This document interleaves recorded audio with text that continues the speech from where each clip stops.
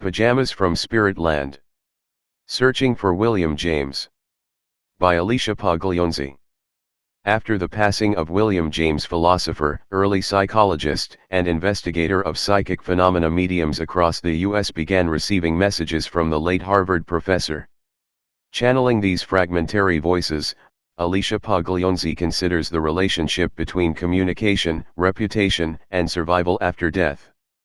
James and Walden sit across from one another at a table. Undated photograph by Miss Carter of William James in a séance with the medium Mrs. Walden. Source: I've been writing a book about a failed and forgotten science, poring over the testimony of people who saw and heard impossible things, for years now. I joke that it will make me crazy. People ask if I believe in ghosts, and I can always tell if they're asking because they experience reality as haunted in some way, or because they think I've fixed on a wrong idea. Walking out of the icy American Society for Psychical Research, ASPR, library into the sunset-saturated clamor of evening on the Upper West Side, I feel like a shade among the living. I have my feet in other people's inner worlds, their yearnings and anxieties are mine. Traffic, bodegas, the cartoon animals on children's backpacks wash over me, meaning obscured by a curtain of sheer sensory noise. Unmoored, I take my cell phone out of my pocket and call whoever will answer. It's as simple as trading gossip with my high school best friend or an old roommate. Unbeknownst to them, they're talking me back into our common reality. But where am I when I'm drifting? What if no one answers the call? Over time, the people we love slip out of range. It was hard for his friends to let William James go. I always thought that he would continue forever, declared the irascible editor John J. Chapman, and I relied upon his sanctity as if it were sunlight. One James' death in August of 1910 came on quickly, though he had long suffered from ill health. The fact that he was so often sick, and the causes of his illness so obscure, made even James doubt that his heart would finally fail. Perhaps he could still think his way out of it? If only he could overcome the growing anxiety that his major contributions to philosophy, 1907's pragmatism and 1909's A Pluralistic Universe, were being misinterpreted and poorly received. His gasping for breath was partly a spasmodic phenomenon, he insisted, something in the mind. Yet, as his brother and wife rushed him across the Atlantic after another failed alpine rest cure, it became clear to all of them that it would be his last return to New England. In constant pain, he could no longer walk and had to be carried on a litter. 68 years of chaotic comings and goings, restless transmissions, had come to an end. This ending left Henry James in darkness. Abandoned and afraid. To the elder brother was a pillar shoring up Henry's unstable emotions. His death changes and blights everything for me, Henry wrote, staggering under the weight and finality of loss. James lying in bed with blanket draped over his body. William James shortly after his death, photographed by William James Jr., 1910. Source: 2 decades before William James' death, the ASPR, which was meant to serve as a public archive of psychical experiences, an extended recording device for the nation's liminal states, had tallied 6,311 responses to the census of hallucinations that he launched in the United States. Fortunately for James, 5,459 people answered no to the question, have you ever, when believing yourself to be completely awake, had the vivid impression of seeing or being touched by a living being? Or of hearing a voice? Not due to any external cause. It was the remaining 852 cases that would bog him down for years in what he called a terribly slouchy piece of work, trying to coax names, dates, corroborating testimony, or any response at all from the yes. Never a data hound, he admitted to letting the correspondence get into arrears, while the correspondents themselves obstinately refused to reply in a great many cases. 3 A regular attendee of seances, James learned that contact with the living could be more difficult than contacting the dead. The American public knew the Harvard philosopher well through his influential lectures, textbooks, and newspaper appearances, forums in which he defined the emerging science of psychology and weighed in on ethics and politics. Towards the end of his career, James risked trading his reputation as the greatest thinker since Emerson for that of a man best known for his investigations of psychic phenomena due to his support for the controversial medium Leonora Piper. This left him uneasy, as he rushed to complete a final work that would defend pragmatism against its critics. Indeed, after his death, the philosopher's worst fears about the cheapening of his intellectual legacy unfolded in the pages of American newspapers from Hartford to Portland to Miami. Within a month of his passing, headlines announced a secret pact between William James and James Hervey Hislop, the president of the ASPR. Supposedly, James had left a sealed letter in a safe. If a medium could channel the text of the letter, this would prove the reality of the spirit world. Hislop denied any such plan. Meanwhile, the Metropolitan Psychical Society, an ASPR splinter group led by vehement debunker Joseph Rinn, announced a $10,000 prize for the contents of the apocryphal letter. This bounty provoked 50 mediums to answer Rinn's call. The expressions they used are similar to those of professional mediums since the days of the Fox sisters, Rinn scoffed, referencing the founding figures of modern American spiritualism. Of course, they could never match James' letter, since no such letter existed. Rather, Rinn's stunt proved the duplicity of mediums. 4. 5 people holding hands with arms raised while seated around a table. Séance at Baron von Erhardt's, Table in Air, taken in Rome, 1909. Source. While the sealed letter story was a fabrication from top to bottom, the tidal wave of mediumship had been unleashed. The press ran regular updates on the latest James rappings. The usual suspects, well-known spiritualists like M.S. Eyre and the Reverend Frederick A. Wiggin, formed the crest of the wave, but beneath them rose scores of amateur mediums and chance experimenters who claimed that they had little knowledge of or interest in the works of the dead Harvard professor.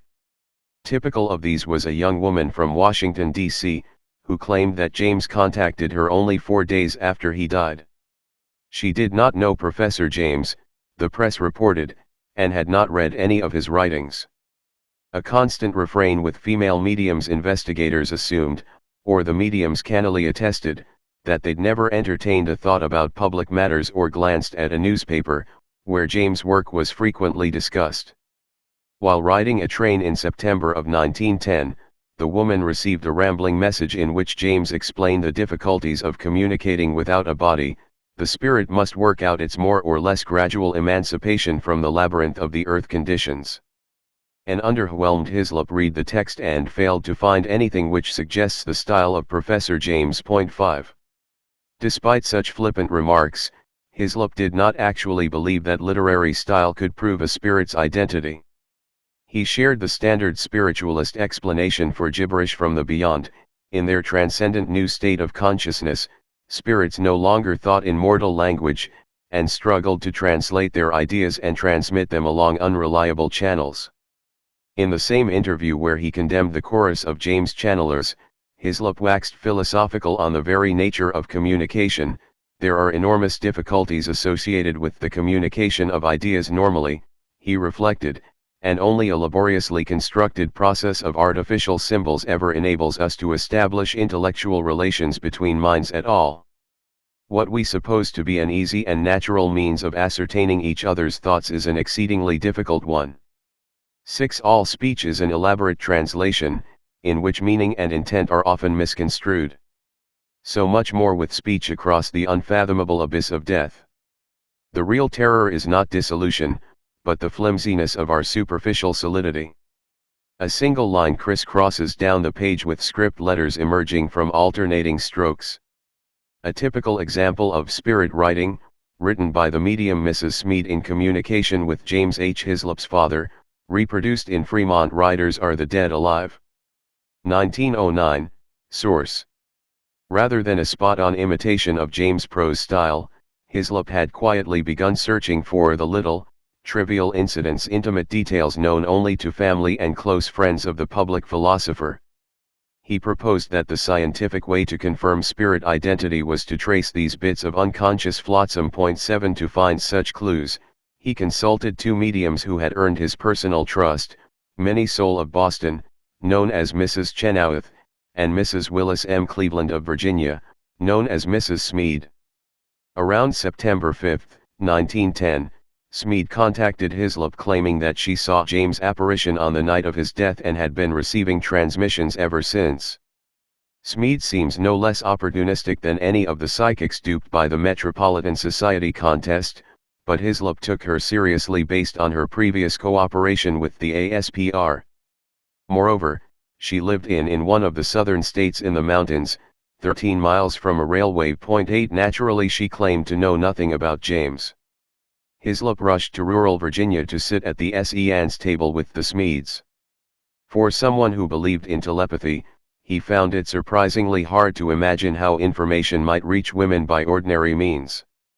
Meanwhile, the Spirit James cavalcade was rapidly coming to resemble the most farcical of vaudeville skits. 9 On November 14, a New York man produced a spirit photograph of James, along with a gushing, sentimental message.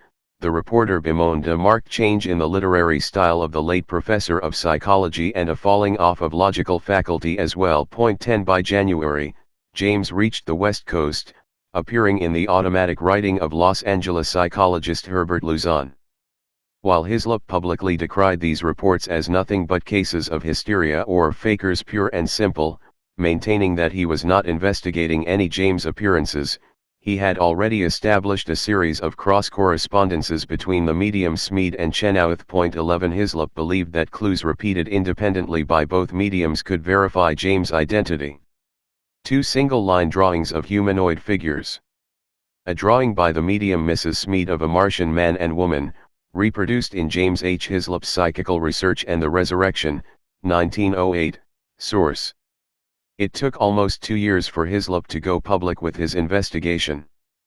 By that time the media frenzy had subsided, but reporters happily picked up where they left off. From Hislop's exhaustive explanation of the Smead and Chenoweth cross-correspondences in the ASPR's journal, they extracted the money headline, "Pajamas from Spirit Land." The papers declared, "Pink pajamas talked of by Spirit." Indeed, the clue that persuaded Hislop was a recurring reference to James' pink pajamas, the trivial detail known to no one else. Was that the most characteristic thing about himself the philosopher could think of, jeered the New York Tribune. He might have told the world whether or not he found his theory of pragmatism true. 12 And there it was in the crucial years when students and followers could have secured James' intellectual legacy. This drawn-out survival debate reduced the philosopher and his ideas to a laughingstock. In a 1913 incident, James' spirit reportedly ordered Hislop to write a paper against woman suffrage. "It is my desire that you do this. P.S. Don't let your wife see it." 13. Jesting headlines also obscured the larger problem of how identity, writing, and translation connect the living and the dead. Hislop believed he'd solved it with the cross-correspondence method, but this represented another retreat into the familiar, a projection of the map onto the territory. Hislop and his fellow investigators, communing with their dead colleagues, conceived of the afterlife as a site of systematic science parallel to the systematic science of psychical research. In their view, the spirits were leading the way, making advances in scientific methodology and sending data from the furthest periphery back to the imagined center. Hislop extolled the detail, the large and comprehensive way in which the spirit control worked as by a chart. 14 With efforts to know and channel the dead leading down these solipsistic blind alleys, newspaper satirists weren't the only ones wishing that inquiring minds would leave the dearly departed alone. Textual table showing percentage breakdown of different categories of relationship: friend, parent or child, brother or sister, acquaintance, cousin, uncle, etc., husband or wife, stranger. A table showing the relationship between agent and percipient in 830 cases of phantasms, from Amy E. Tanner's Studies in Spiritism, 1910, source.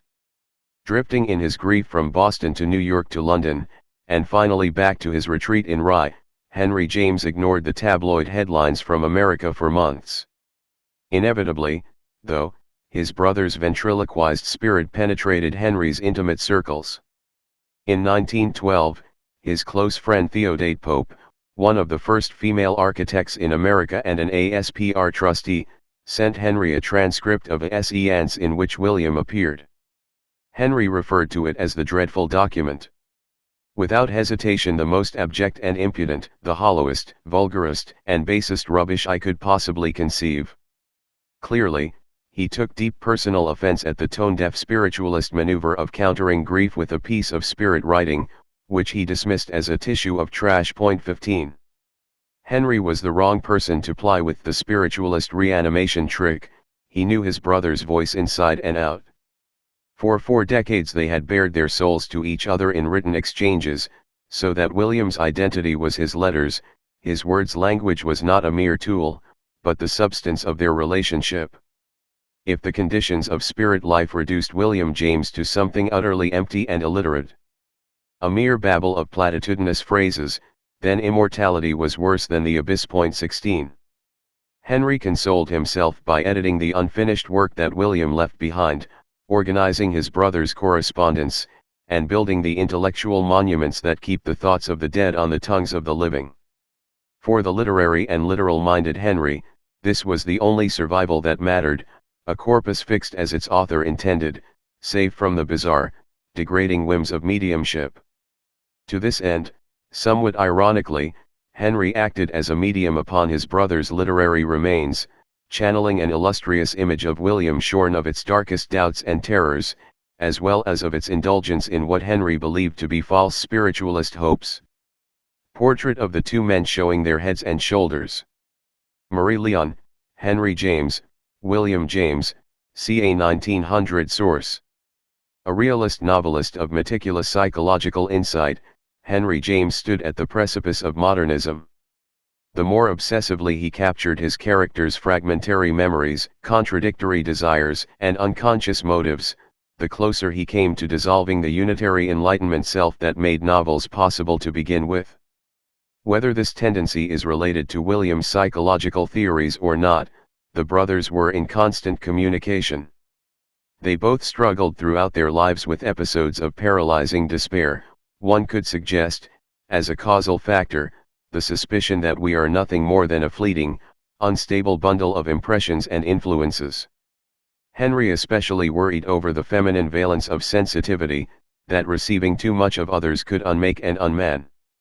Yet through sheer force of authorship, persuasive, dazzling authorship, both brothers tried to assert a unified self that persists. Even in this lonely masculine project, each was necessary to the other. Many things shattered in the interval between Henry James' The Turn of the Screw and a text like Joyce's Ulysses. William James explored the precarious nature of the self, but he denied the inevitability of despair. He asserted the 19th century ideal of constant, disciplined self-making as a bulwark against the void. As modernist and postmodern poets adopted channeling as a writing technique, it became a discipline of dissolution, a poetics of confused, layered, fragmentary voices coming through from the far reaches of time and space. The poet taking dictation was the tissue of trash that Henry decried, a doomed explorer, a linguist translating from nonsense to nonsense, and ultimately, a spectre.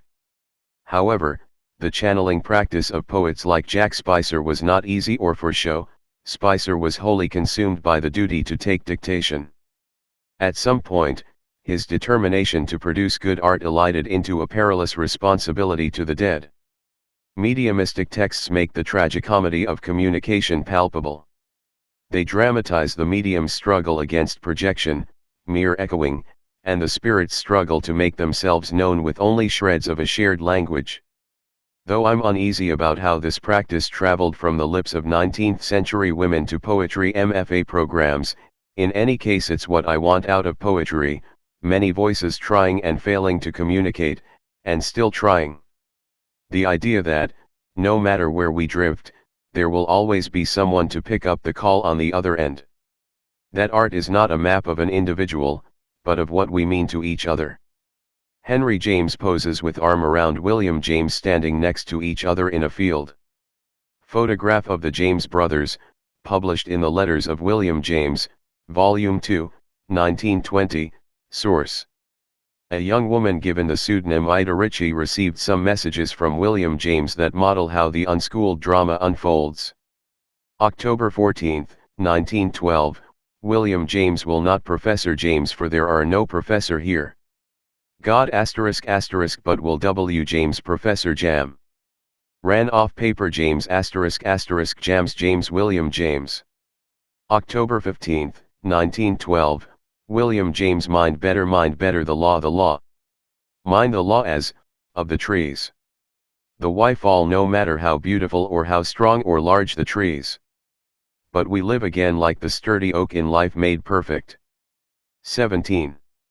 Hislop investigated Ritchie and found that the alleged messages from Professor James do not present evidence of identity in any form that is scientifically recognizable. 18. No pink pajamas, that is. But Hislop didn't really know James. James, in fact, harbored mild personal dislike towards his ASPR successor, who he saw as blunt and unempathetic. The idea that Hislop would be the target of James' efforts at communication, out of mere professional courtesy, is somewhat absurd. In Ritchie's trance she mingled the initials WJ and HJ. Supposedly unaware of either individual's work, she scrawled William Henry James Henry William across the page. Said the dead one to the one who survived, James lives my brother lives. Asking brother where my pen is. Said the surviving brother of the dead one, he is a possession, of real magnitude, and I shall find myself still living upon him to the end. 19.